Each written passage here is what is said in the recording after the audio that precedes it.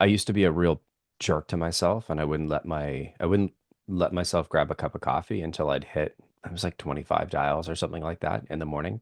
So I'd get in, I'd be absolutely miserable. And I'm like, I want coffee so bad because, it's one of my favorite things in the morning. It's what's worth waking up for.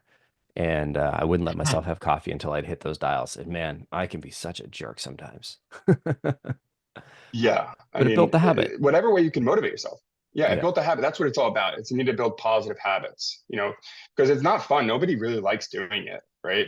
But you need to turn it into a habit, and you need to, realize you're doing this for a reason. There will be results, even if they're Mhm. not right away. That's one of the things that I think that when you're first starting out can be a challenge is you want to have that immediate gratification.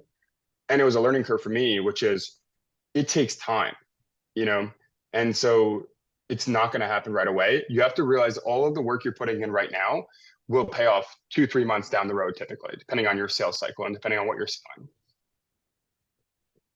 And it feels like the failure state of outbound is like nothing. It's nothing, it's nothing, it's nothing. There's no sparks, there's no smoke, there's no anything for the first couple months. It's like you're just banging your head up Mm-hmm. against a wall and there's no results. But the results are in your script is getting better, your delivery is getting better, your understanding is getting better, you get more comfortable on the phone, you get more comfortable over email, right? And then suddenly there's a few sparks and now you got some smoke. And so if you're in the mix right now where you're pushing, pushing, pushing, but you're not seeing anything, just keep going.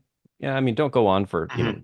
18 months with zero results. Obviously, that's, a little bit too far. But, the first couple months, don't get discouraged if it doesn't take you or if it takes you, a couple weeks to get your first call booked, and especially if you're not hitting five, like 5 meetings a week. I'd say that's a lot for a founder prospecting. You could probably cheat your way there by getting some referrals from existing customers and stuff. But I think Andrew's point is you want to keep that pipeline rolling. You want to be consistent about it. Mm-hmm. Totally. And the I also look at it as, you know, your outreach is not necessarily going to result immediately with meetings, but it takes an average of 7 touch points before setting up a meeting. So you Mhm. need to look at it like, don't expect in your first or second or third. You have to be disciplined enough to continue to follow up until you've earned their time, until the timing becomes right. And so you need to cast a wide net to do that. Be consistent and persistent with your follow ups. Mhm. uh, Focus on the value. And you're exactly right, Colin. It becomes easier over time as you get better and you get more experience.